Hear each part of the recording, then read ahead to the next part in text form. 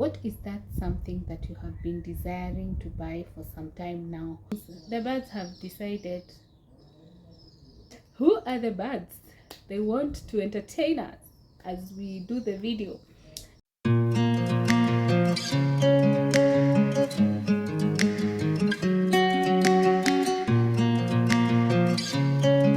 Hello good people, hope you're doing well. Thank you so much for clicking onto this video. So in today's video we're going to talk about shopping for big budget items. Comment down below if your wish list has a big budget item or a few big budget items.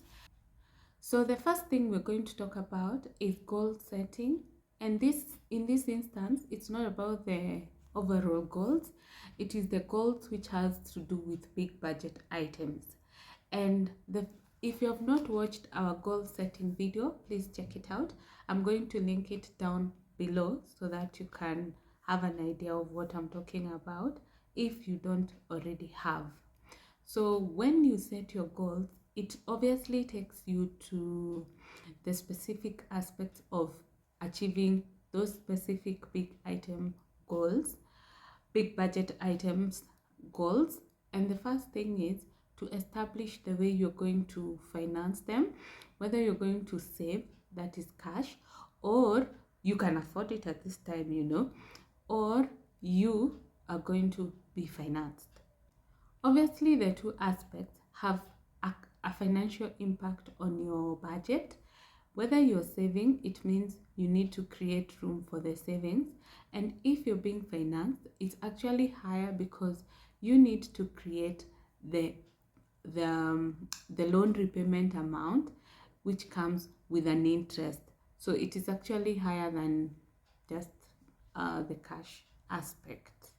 Okay, so that takes us to the next aspect, which is now that you know the cost and all that, you need to evaluate your finances, whether you can actually afford, or you need to maybe postpone it for a longer period, which means either you're saving, or even at that point in time you may not be able to budget for the debt or even for the savings.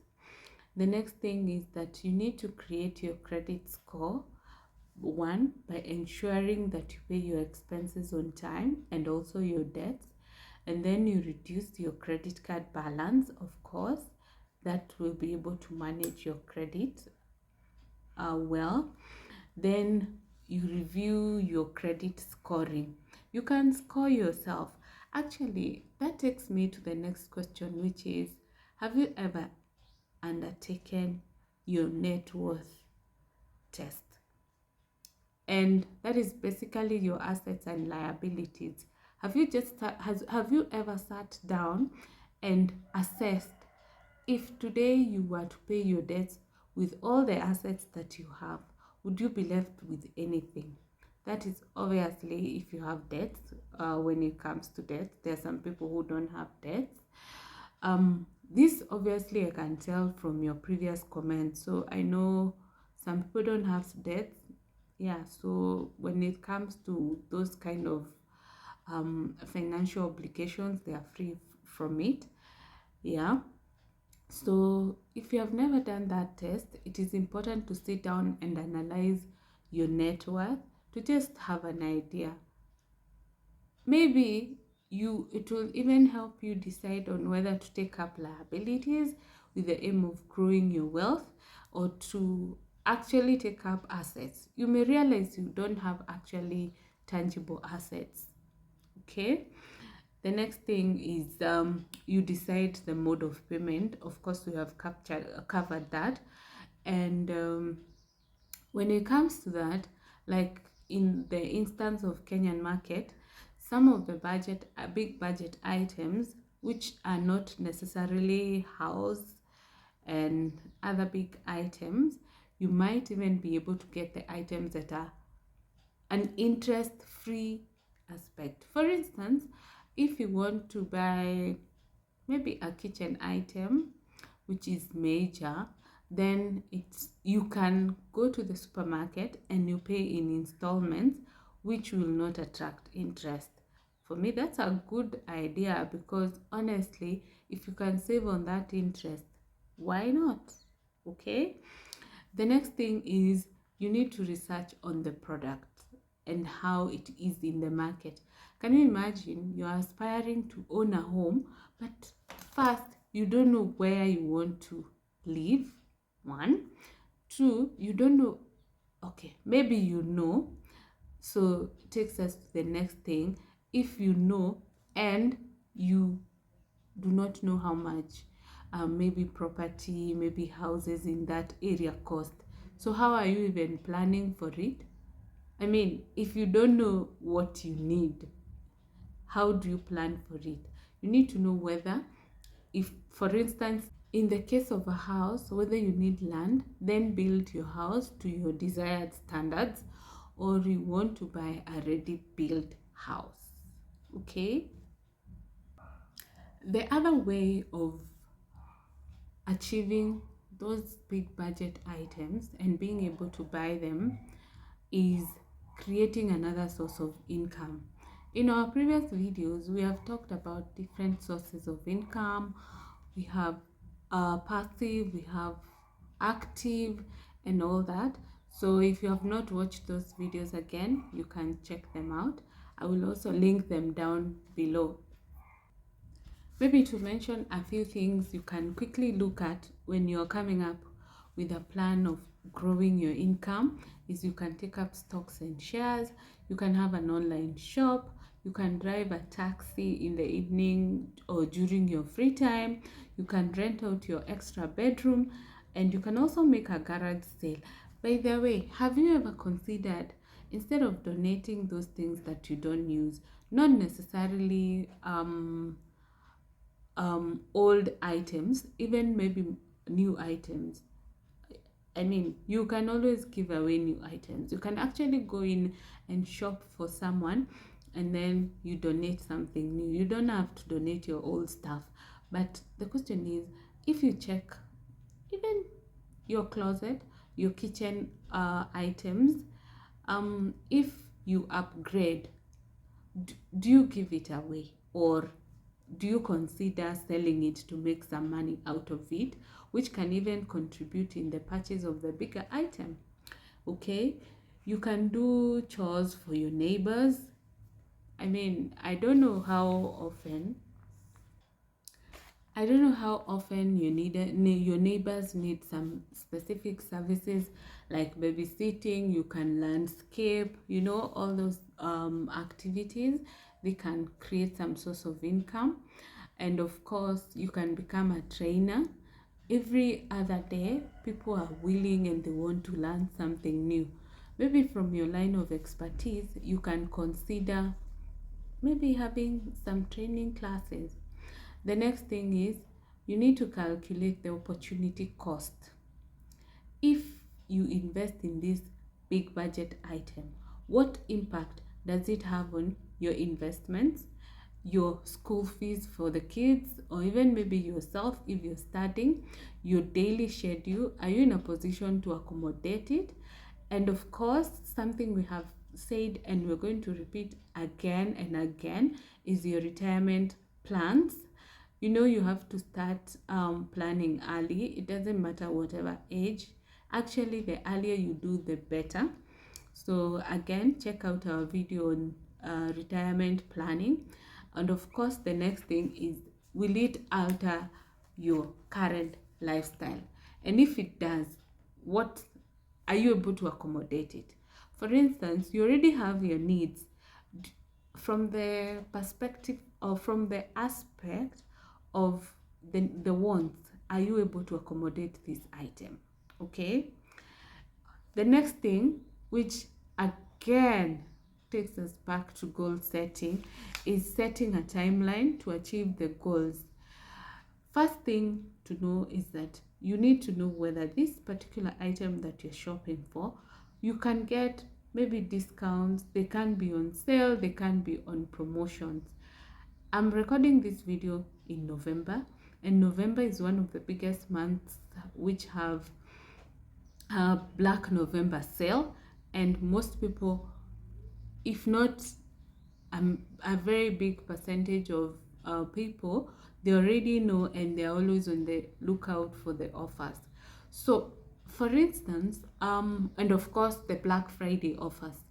So for instance, if you know that offers happen in November, can you align your big budget items with November? You start saving early, then you know by November I will have saved enough and I will definitely be on the lookout to purchase that big item that I need. Also, in December, sometimes there are those Christmas offers. Do you check them out to just be sure that this something that I've been desiring is on offer? And remember, we say the key thing to this aspect is ensuring you know the original price. If you don't know the original price, then I mean, how will you determine the offers that are there? So all the time, just have your list down. When it God's time, it will happen, even when you least expect. The other thing is ensure that that budget item is in line with your goals. For instance, if it is a kitchen item or maybe a household electronic and all those things, if you already have something like that and you're looking to upgrade, can you consider, if maybe it's faulty, can you consider fixing it instead of buying a new one? Unless you actually need that big one. The other thing is, if it is a car and it has mechanical issues, would you maybe look at it from the perspective of fixing the mechanical issues rather than buying another totally new car, depending on how your budget is at the moment? The other thing on the same aspect is, can you consider a second hand or a previously used item instead of buying a new one? And of course, let me tell you, if you're looking at second hand item, you should ensure you have checked through just to be sure you're not buying a problem. If it is for a used or new items, you can consider the cost of repairing. Let me tell you, one time I bought something on second hand and I thought I got a good deal. But the trouble that item put me through, only God knows. Repairs after repairs after repairs. That is the worst decision I've ever made in my life. So as much as we are looking at the cost aspect, let's also put into our mind that you need to be cautious about second-hand items. The next thing is, if you cannot afford your own at the moment, you can rent or lease.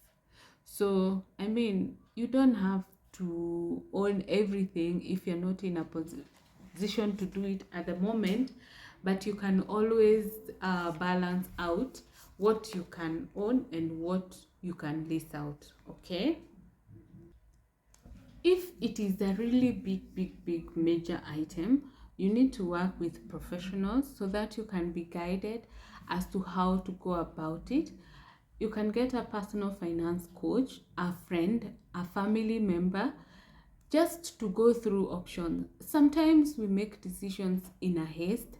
Of course, maybe it's something you're desiring for a long time and then you're like, you know what, I'll just buy. Or you have the money at the moment and you don't know what to spend the money on. Then you're like, let me just buy.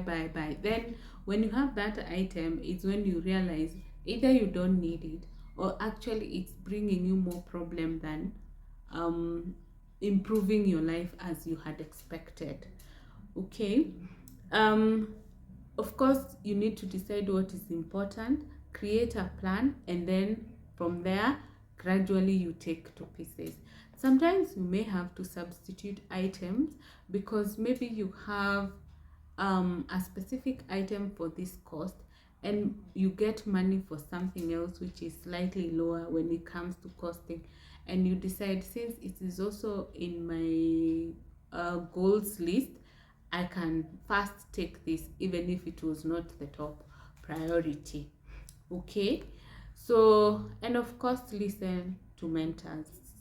Comment down below if you have a mentor, by the way, and whether that mentor adds value to your life.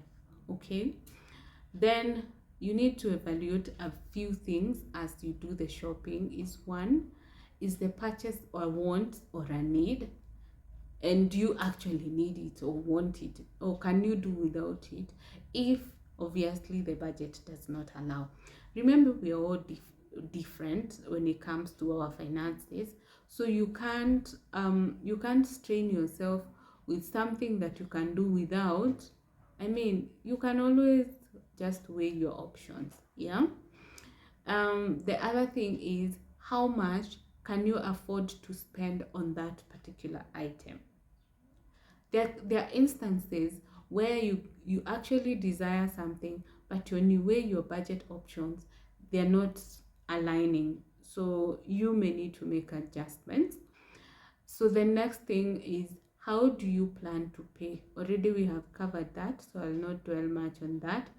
Then the next thing is, what money saving options are there? Are there coupons, discounts, offers? Like I said, Black November, are there Black Fridays? I mean, all these offers, please check out for them.